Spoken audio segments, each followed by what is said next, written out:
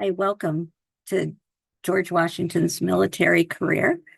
I am in front of Mount Vernon, his home, where he went to after the French and Indian War and after he was president.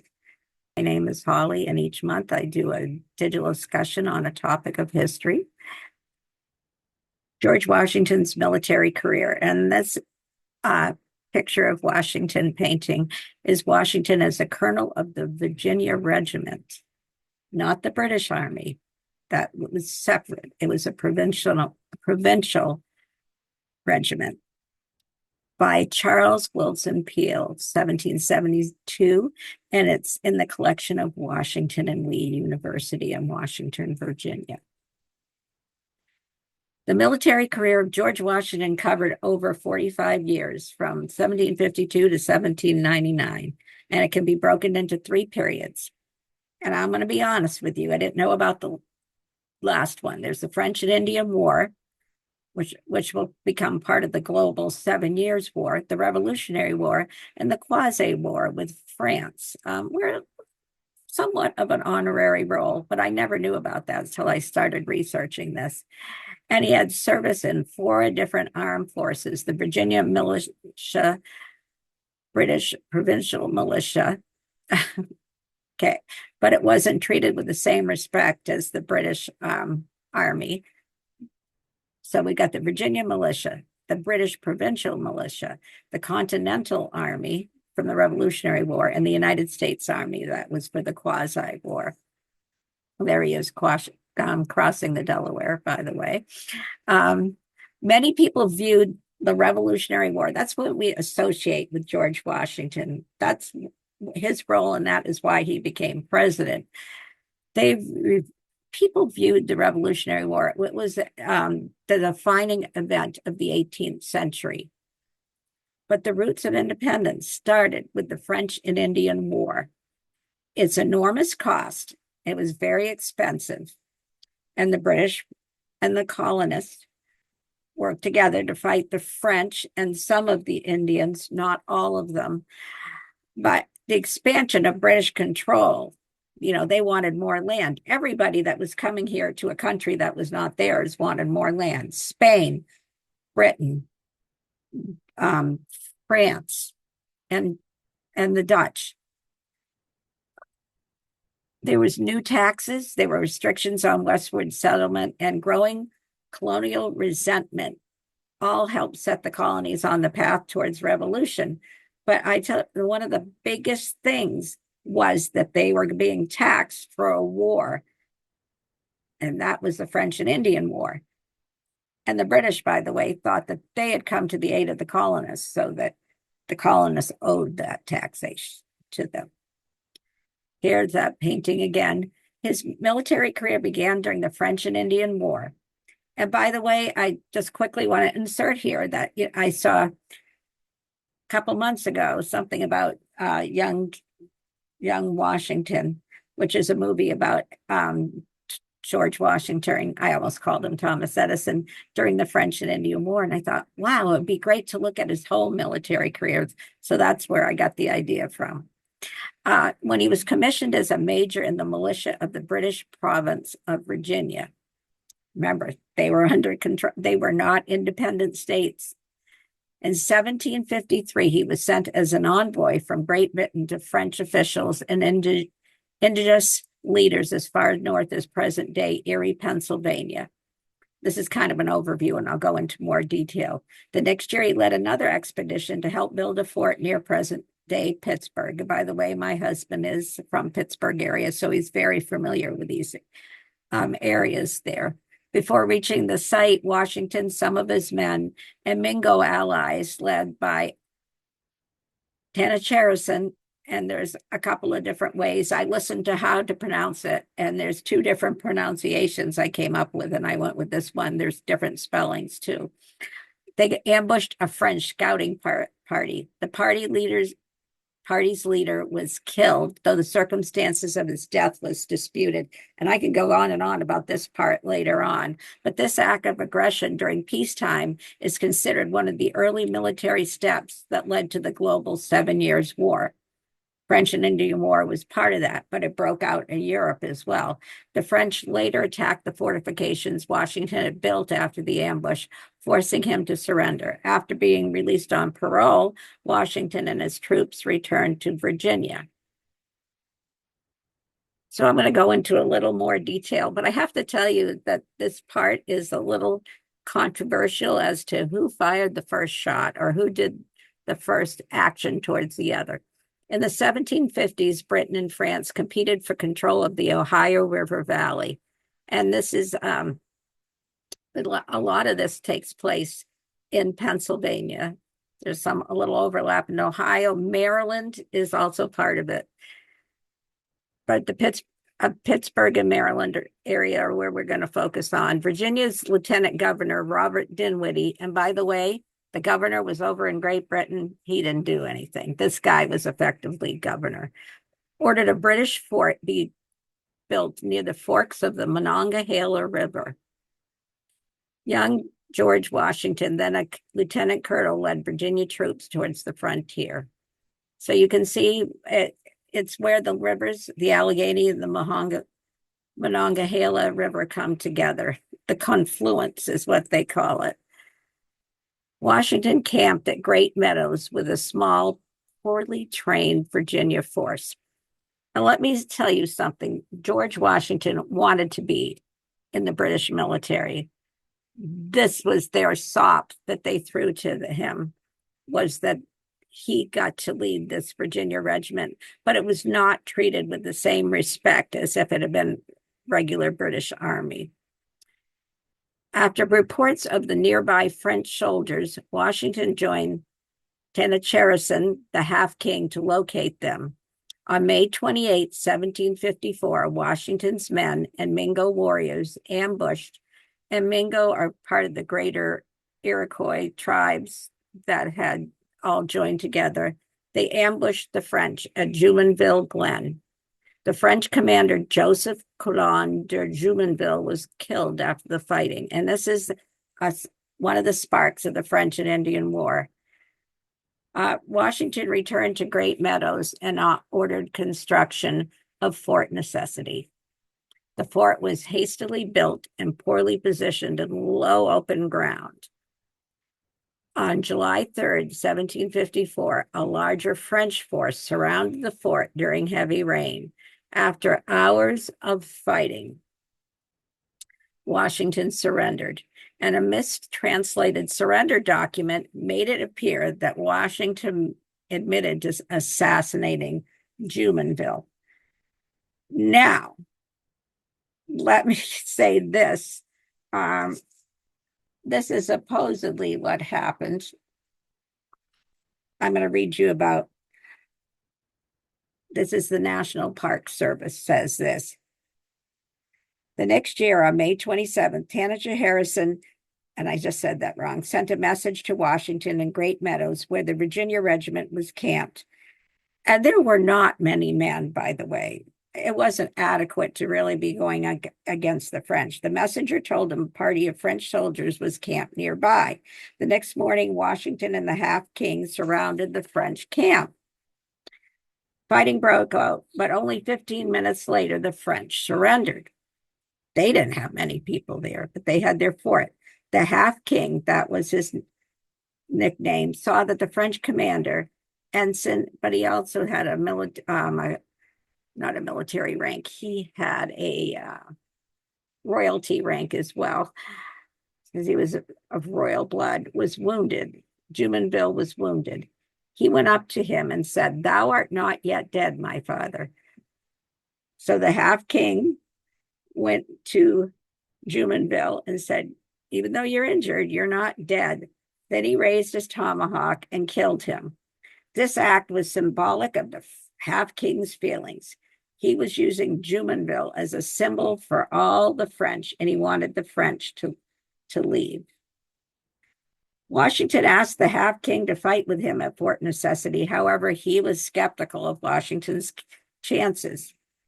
He decided to leave the area. Later, he said that the French acted as great cowards and the English as fools, that he, the half-king, had carried off his wife and children, So did the other Indians before the battle began, because Colonel Washington would never listen to them, but was always driving them to fight by his directions.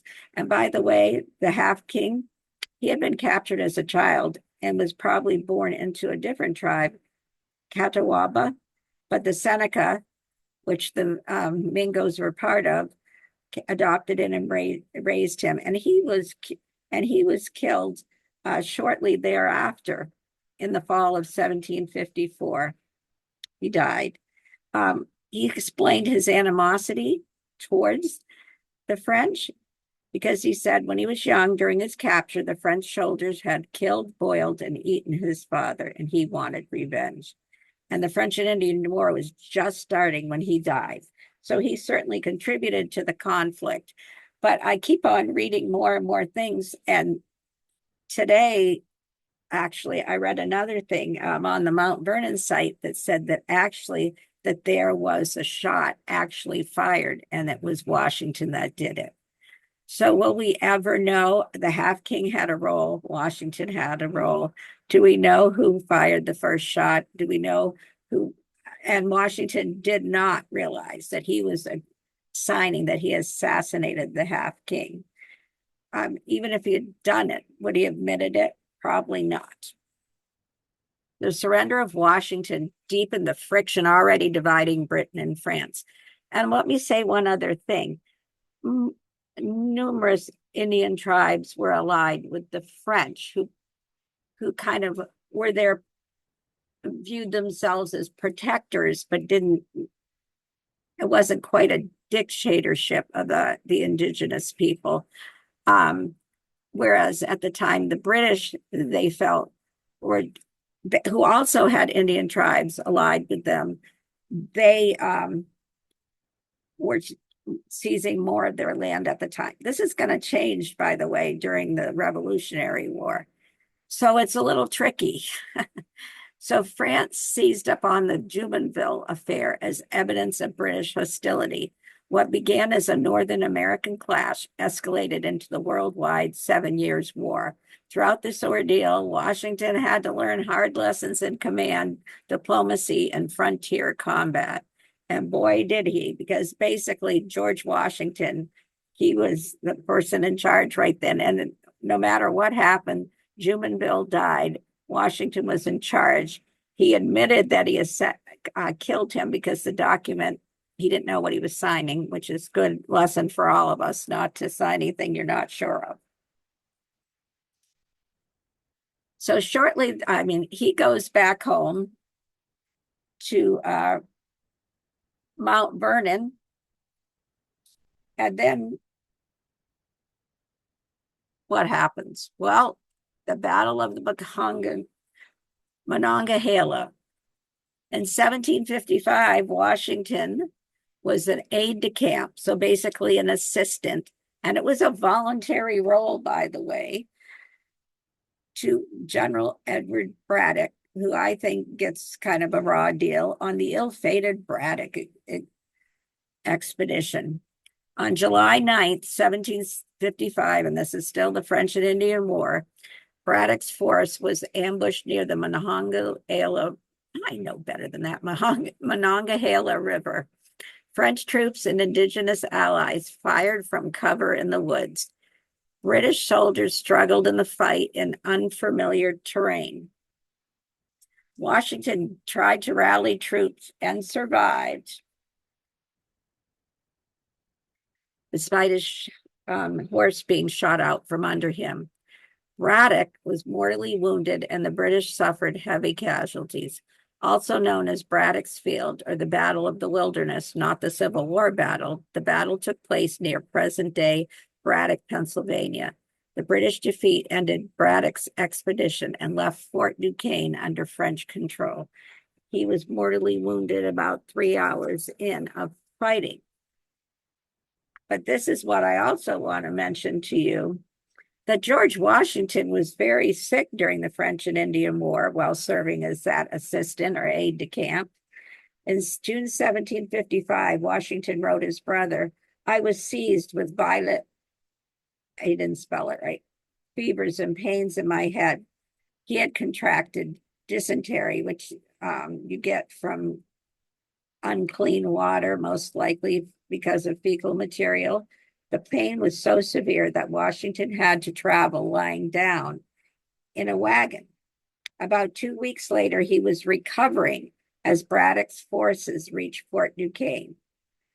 Washington attempted to mount a horse and ride to the front. However, he found it too painful and he had to strap on cushions to ride. Washington fought throughout the pain, and when Braddock fell during the battle, he took control. And remember, he's a voluntary aide de camp. Washington covered at Fort Cumberland, Maryland, and while doing so, he wrote his mother a letter describing his health during the battle. I was not half recovered from a violent illness that had confined me to my bed and a wagon for about 10 days. I'm still in a weak and feeble condition, which induced me to halt here for 2 or 3 days in hopes of recovering my strength. This is not an exaggeration. He was extremely ill. I don't know how he ever got on a horse, even if he was strapped in. It would take another few weeks for him to fully recover. In mid-August, he wrote, I am happily recovered from the disorder which brought me so low and ebbed by a sickness of nearly 5 weeks, and my strength is not yet returned to me.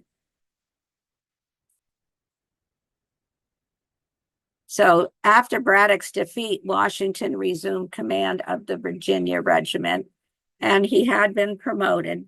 So even though he kind of started the French and Indian War, he proved himself to be a good soldier. He worked to improve discipline, supplies, uniforms, and frontier defenses because they had pretty cruddy uniforms. They wanted them to be uniform. So you can see their blue there. Virginia's frontier faced raids and skirmishes during the war, and he wanted a command in the British Army. He wanted to be in the regular British Army because even though he improved things for the Virginia Regiment, they were not treated with the same respect. Washington eventually gave up trying to get into the regular British Army, and he left the Virginia militia after the Forbes campaign.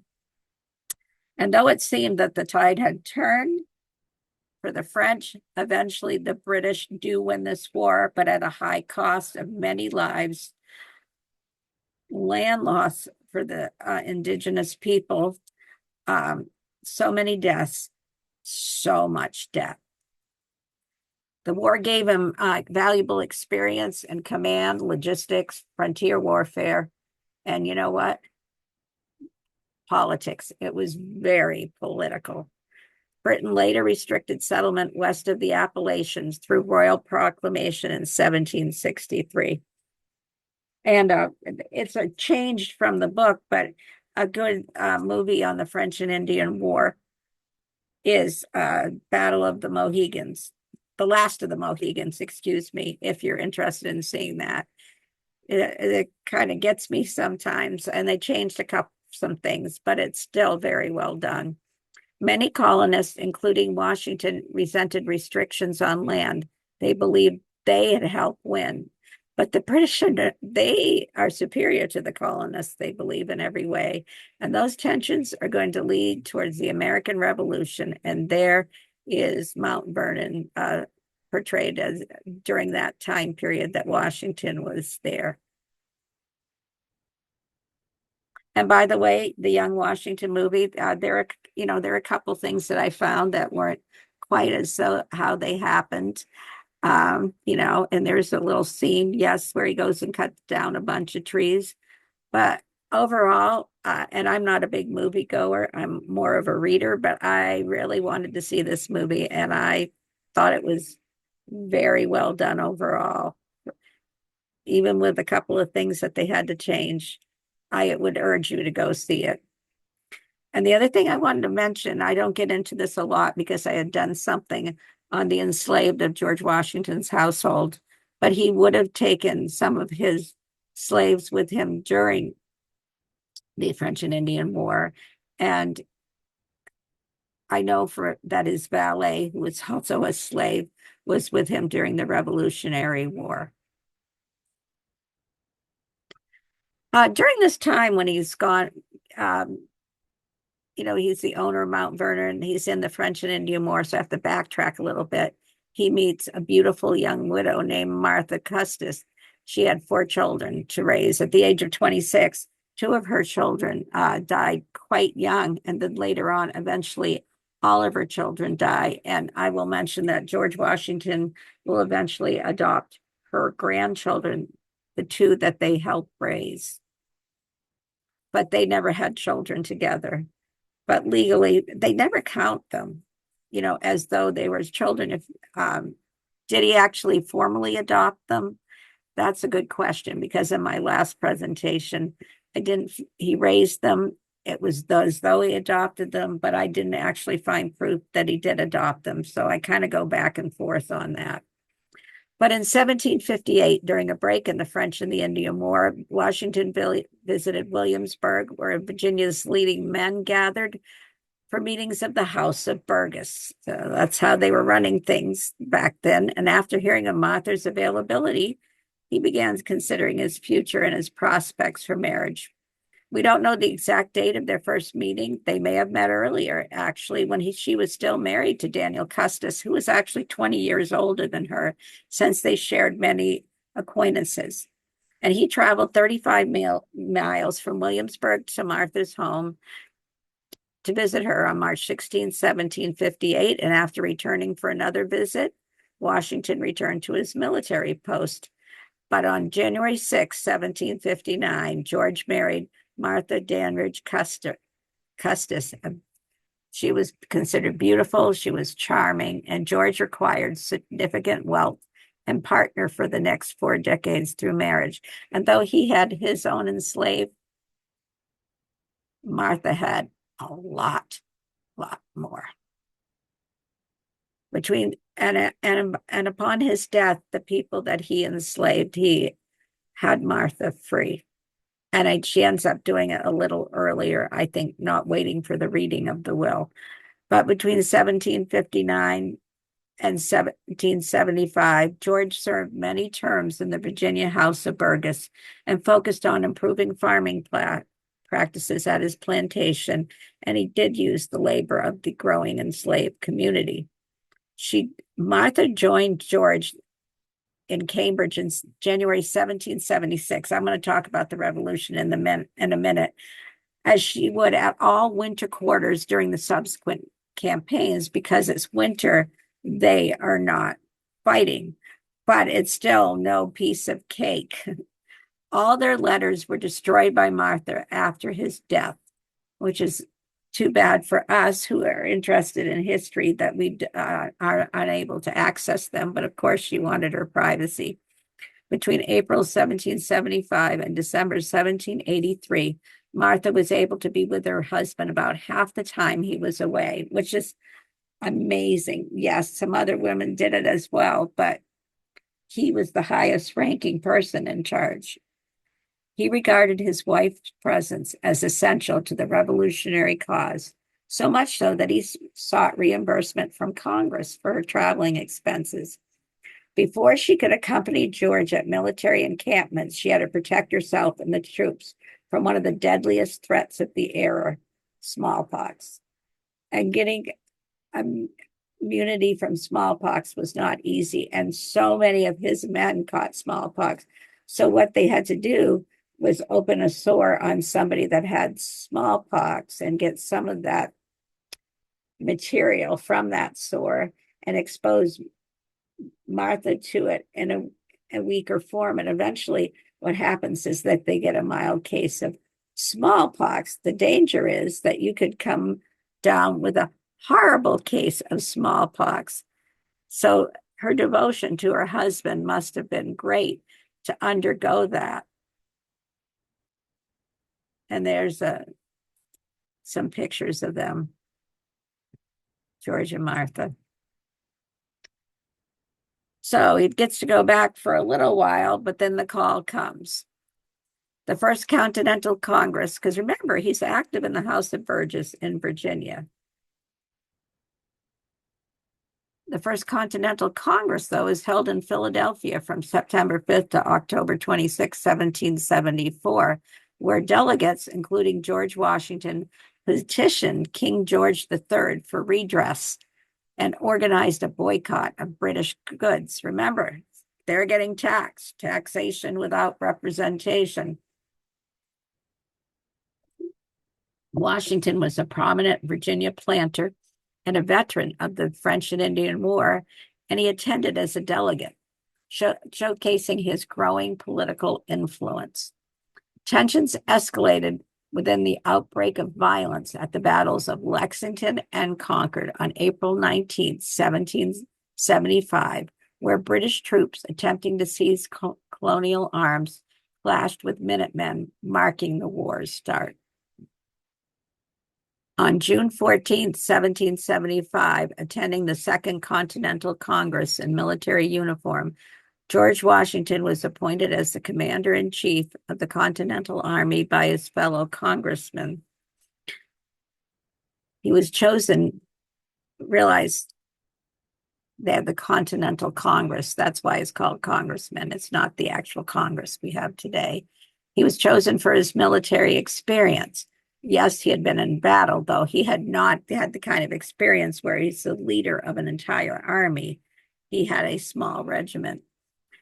John Adams noted the political value of a non-New Englander. You know, I've talked about this before. The crown jewel of the 13 colonies was considered Virginia, and that's where Washington was from.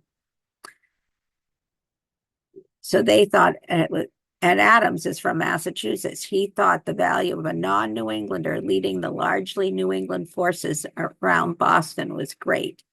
Arriving after the Battle of Bunker Hill, Washington took command of the troops surrounding the British in Boston.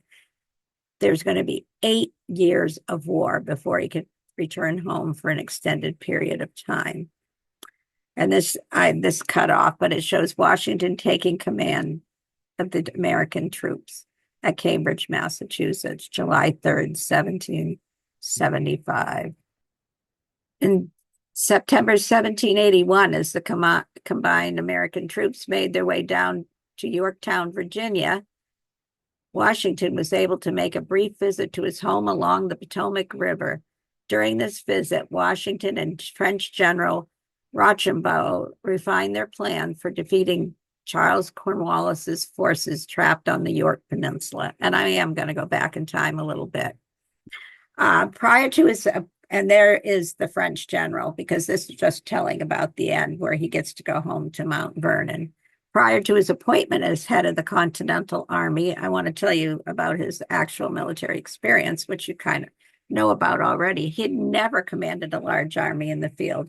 Washington was only one of a handful of candidates considered by the Second Continental Congress who possessed any significant military experience. Who else do they have that's led an entire army? Absolutely no one. By European standards, Washington's experience in leading large conventional armies was non-existent.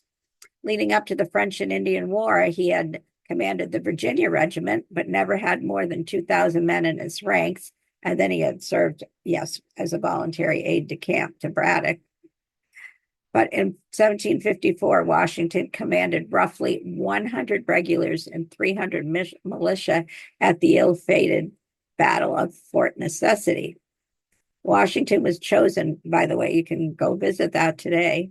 Washington was chosen for his military experience in the French and Indian War, his leadership reputation, and his Virginia heritage. I mean, I can't say that enough, which helped secure colonial support beyond New England, because it broke out in New England. And Washington is going to be the commander-in-chief, but he's not fighting those southern battles. He has a couple other leaders, particularly Nathaniel Greene, that he entrusts to do so. He accepted the position with humility, declining a salary beyond reimbursement for expenses. Arriving in Cambridge, Massachusetts on July 3rd, 1775, you just saw that picture, Washington took command of about 20,000 poorly equipped troops surrounding British forces in Boston. He immediately focused on instilling discipline, organizing supplies, and fortifying positions while dealing with internal quarrels among officers. Washington also planned an invasion of Canada, approving Benedict Arnold's expedition to Quebec. Yeah, I don't talk about the betrayal of Benedict Arnold, but at this point, he had not yet done that. And entrusting another invasion to General Philip Schuyler, who I believe was will become Alexander Hamilton's father-in-law. The Battle of Bunker Hill, June 17, 1775, though a tactical British victory, lifted the colonial morale because they inflicted heavy casualties on the enemy. And typically the person that wins is the person that's still holding the field. But they did do a lot of damage.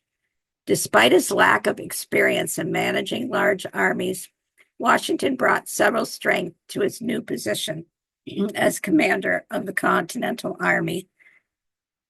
He had learned many important principles from the British regular officers that he marched with during the French and Indian War, because he worked with them, but then he was an aide de camp, remember, as well. And British Army manuals that he had studied. He also had witnessed firsthand how vulnerable British formations could be in the timbered frontier land that dominated in North America. It wasn't the best way to do things. He had vitality, he had physical presence, and he had command instincts that helped to hold together a poorly equipped force that outlasted his more experienced opponents. Realize they don't have an army going on. The last time there had been a war, they were with the British. They had their own provincial regiments, but the British were the ones that had the large forces. Now, all of a sudden, we don't even officially have a country, but yet we have to have an army. And here's a little more about smallpox, because you wouldn't think how important it would be during the war, but it was. And it actually there's still smallpox outbreaks during the Civil War as well. It was a major threat during the American Revolution. It was considered by Washington to be more dangerous than the enemy soldiers. Before the war, the disease spread slowly in America because people were living in rural areas and they were spread out. However, the revolution increased troop movements and contact between populations, and so smallpox spread. I mean, the soldiers are all together, and then they interact with the population. Washington recognized the danger early. After taking command of the Continental Army, he ordered strict quarantine measures for anyone showing symptoms and closely monitored the health of his troops. When a severe smallpox outbreak occurred in British-occupied Boston, Washington restricted refugees from entering American camps to prevent infection because it would have spread even more like wildfire. Even after the British evacuated Boston in 1776, after 11 months, when he sent them, he outlasted them. Smallpox remained a serious problem, and Washington sent immune soldiers to occupy the city, ones that had already had smallpox or had been treated for it, and continued efforts to control the disease. Epidemics later appeared in Boston and Philadelphia, and smallpox weakened military campaigns, including the failed American invasion of Quebec. And I remember I talked about Martha being inoculated. They will start doing that during the war, but it wasn't enough, and it had its own danger. And that was something that was printed about inoculation in smallpox and the danger of smallpox. There were more than 230 skirmishes and battles fought during the American Revolution. Washington was called the commander-in-chief. He was personally present for 17 battles and skirmishes, but there were a ton more. While he lost more engagements than he won, his strategic leadership turned the tide of war. I mean, I know you've all heard the story of Valley Forge, and they were starving to death and bleeding. They had no shoes. but somehow Washington outlasted the British and eventually defeated them. The siege of Boston was his first major challenge as commander of the Continental Army. He helped turn an untrained group of soldiers into a more organized fighting force. The key moments came when cannons from Fort Ticonderoga were placed on Dorchester Heights, forcing the British to leave Boston. This victory gave Americans confidence early in the war. I believe it was 11 months that siege went on. The Battle of Long Island. So lots of times it looks like things are really bad and there's no way the colonists are going to win. And remember, there's tons of battles and skirmishes taking place, and there's a lot in the South. The Battle of Long Island was one of Washington's biggest defeats. The British used a strong flanking attack. They went around and forced the Continental Army to retreat. General Howe landed 32,000 troops at Brooklyn Heights, defeating Washington's forces and forcing a nighttime evacuation. Even though Washington lost the battle, his nighttime evacuation saved thousands of soldiers, and he truly did lose that battle. His leadership was not only about winning battles, but about preserving his army so the fight could continue, so he can outlast them. There's some other battles. I'm just doing a few, and these are ones he's involved with. I wish I could never do enough. I mean, I could just do the Southern battles, and I'd still need 5 different presentations. I promise I'm not doing that. But the Battle of Kips Bay was a British victory, part of the New York and New Jersey campaign, and Washington's forces were overwhelmed. The Battle of Harlem Heights, September 16th, 1776, American victory. Washington's troops held off Howe's forces in a minor, but an engagement that boosted morale. And then the Battle of White Plains, the British victory. Washington's army was outflanked and forced to retreat. And the Battle of Trenton, which is in New Jersey, December 26, 1776, was an American victory. Washington's surprise attack on the Hessian forces, which is Germans that were helping the British in New Jersey, boosted morale and recruitment. The Battle of Second Trenton in January 1777, it's not that long after the first battle, was an American victory. Washington struck again at the Hessians, further weakening British forces.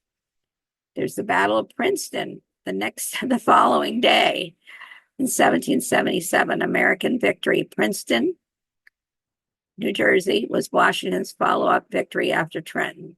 Instead of saying trapped by British forces, Washington used a night march to outmaneuver General Cornwallis and attack at Princeton.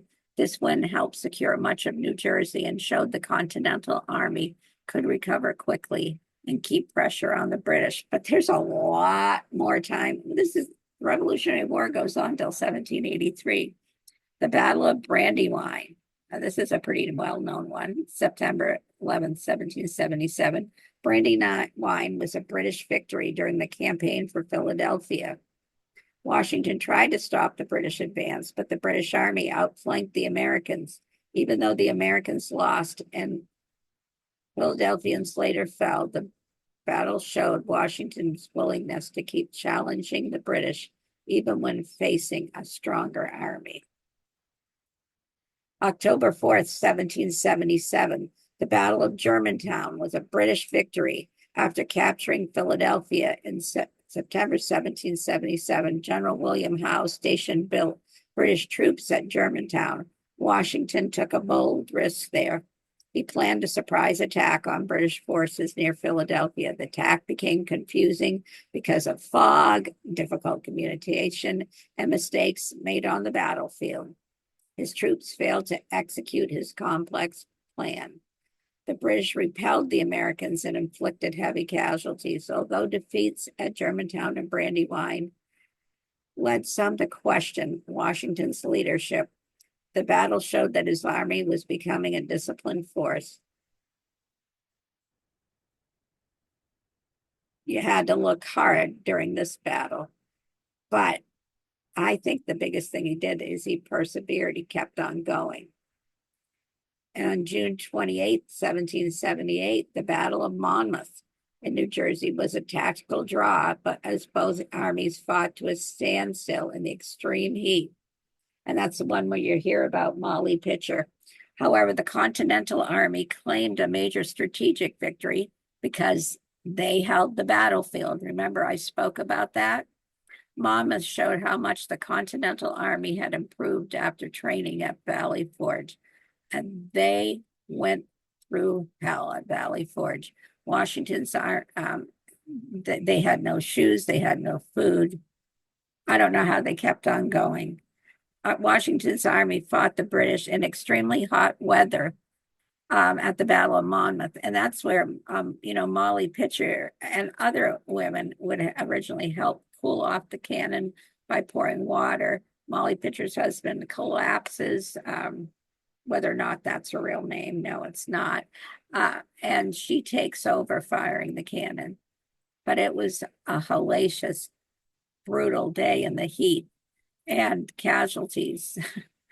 But this battle was not a clear knockout victory, but it proved that Americans could stand up to the British Army in a large open field fight. Remember, a lot of those Revolutionary War ones were in heavily treed areas.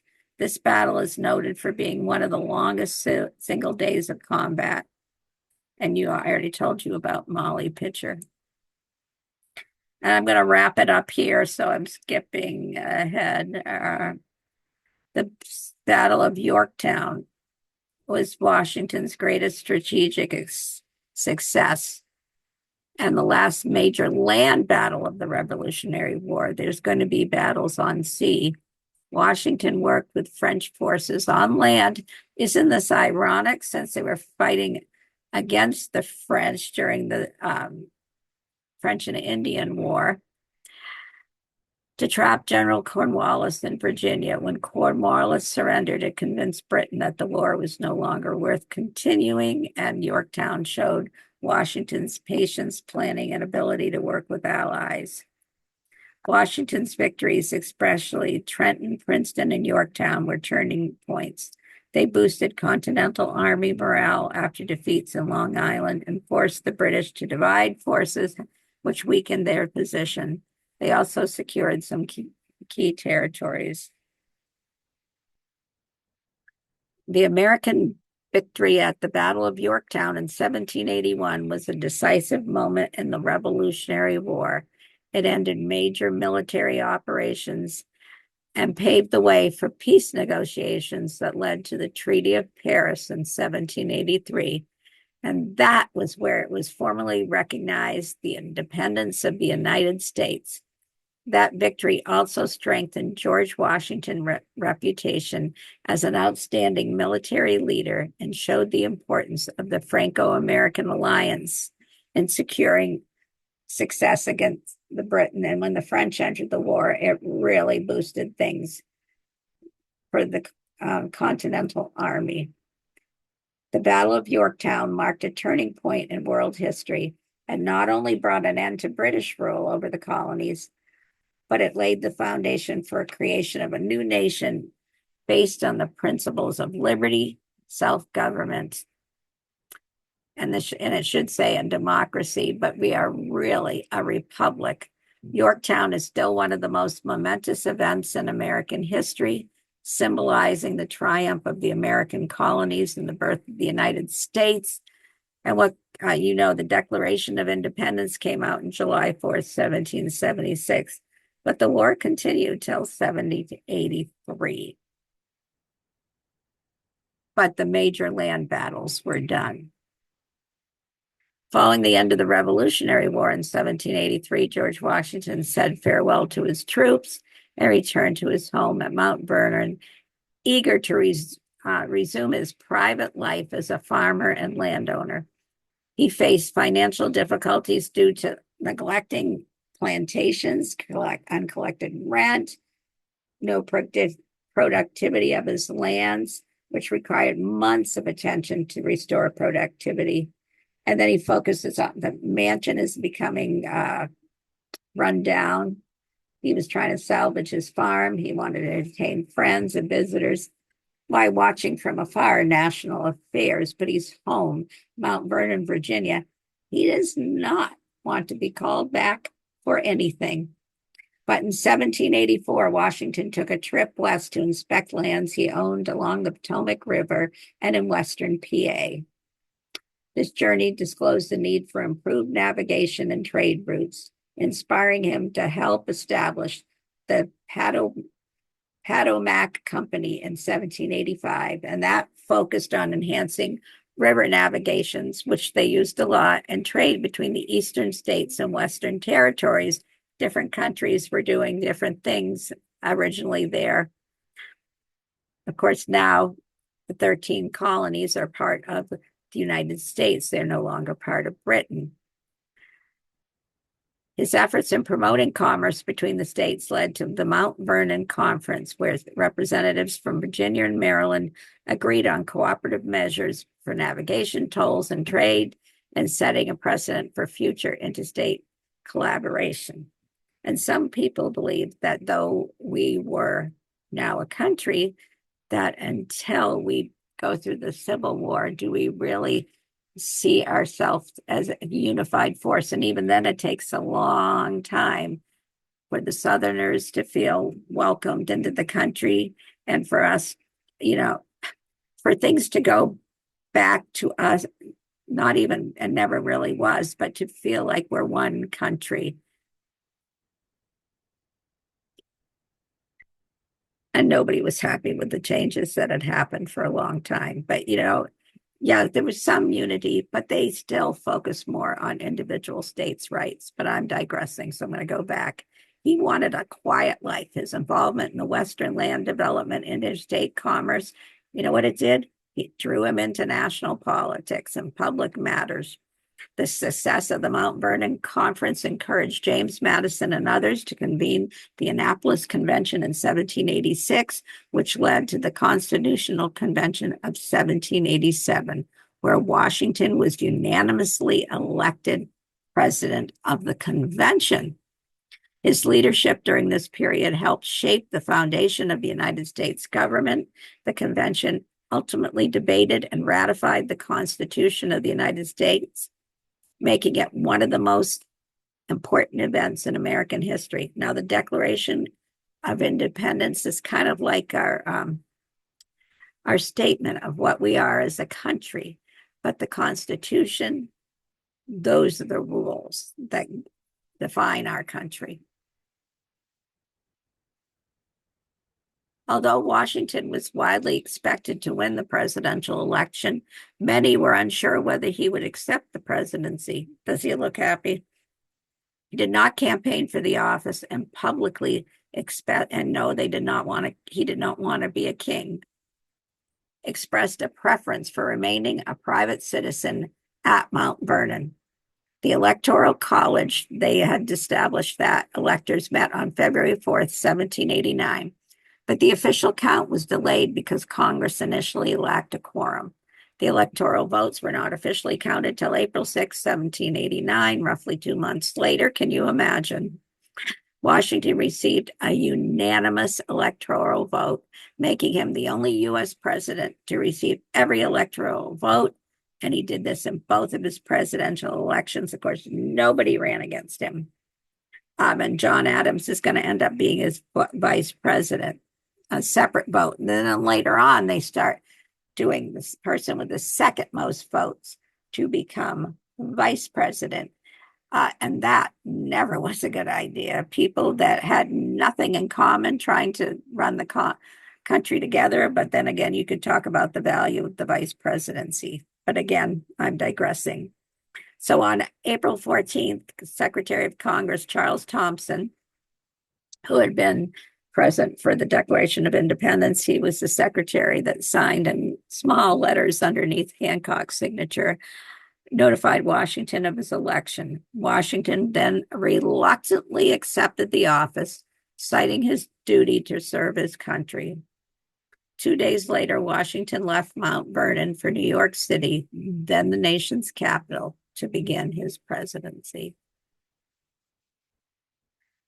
I just wanted to fill that in there. And and you know that he will be president for 2 terms.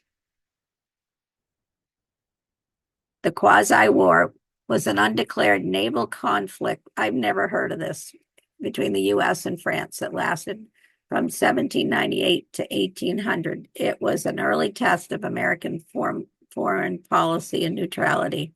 During Washington's presidency, Britain and the Revolutionary France went to war. Washington adopted a principle of neutrality, refusing to take sides between the British and the French. But French diplomat Edmund Charles Gannett attempted to rally American support for France and challenged U.S. neutrality in what became known as the Gannett Affair. The U.S. later signed the Jay Treaty with Great Britain, improving relationships between the two nations. So there's a battle between the French and the British. France viewed the treaty as betrayal and began seizing American ships because they felt like they weren't supporting them. The XYZ affair. I have heard of this, so I guess I kind of heard of the quasi-war. President John Adams sent Charles Cotesworth Pinckney, John Marshall, and Elbridge Gerry to negotiate with France. Representative of French Foreign Minister Charles Maurice de Talleyrand Perigord demanded a bribe, a loan, and an apology before talks could begin. Adams released the diplomatic correspondence, but replaced the French agents' names with X, Y, and Z, leading to the famous XYZ affair. Public outrage against France increased dramatically. So they were our enemy, then they were our allies, and here they are, we're fighting against them again. The conflict. The United States expanded its military and naval forces. George Washington was called out of retirement and appointed commander-in-chief of the provincial army, though he didn't lead troops into combat. American and French vessels fought primarily at sea, especially in the Caribbean, while France continued attacking American shipping. And I put that picture of Old Ironsides. It was called back out and provided protection for American merchant ships against French privateers who would rob the ship, and to assert U.S. naval power in the Caribbean. And here's another battle going on here. Resolution in 1800, Napoleon Bonaparte came to power in France and sought improved relations with the United States. The conflict ended with the Convention of 1800, which formally ended the hostilities and dissolved the earlier Franco-American alliance. The quasi-war tested Americans' commitment to neutrality. Well, that didn't work out so well, did it? Expanded debate over presidential power, military preparedness, and foreign policy. It strengthened partisan divisions between the Federalists and the Democratic Republicans. That was the parties at the time. It contributed to the passage of the Alien and Sedition Acts amid fears of foreign influence. It demonstrated the growing importance of the U.S. Navy in protecting American interests. So it led to a lot of things that we still discuss today. George Washington was posthumously promoted to General of the Armies of the United States in 1976 on our bicentennial, 50 years ago, the highest possible rank in U.S. military history. During his lifetime, Washington held the rank of Lieutenant General, 3-star rank, when he was appointed commander of the U.S. Army during the quasi-war with France in 1798, which was mostly a ceremonial role, and he died in 1799 holding this rank. And by the way, by the time he's done being president, I think he only lives 3 more years. So he gave a lot of his life was taken up in service. Earlier, he has served as the commander-in-chief of the Continental Army during the Revolutionary War, which gave him supreme authority over all colonial forces, but didn't give him an exact title. Here are my sources. I thank you for joining me and for your support of Edison Ford Winter Estates. And I will see you next month.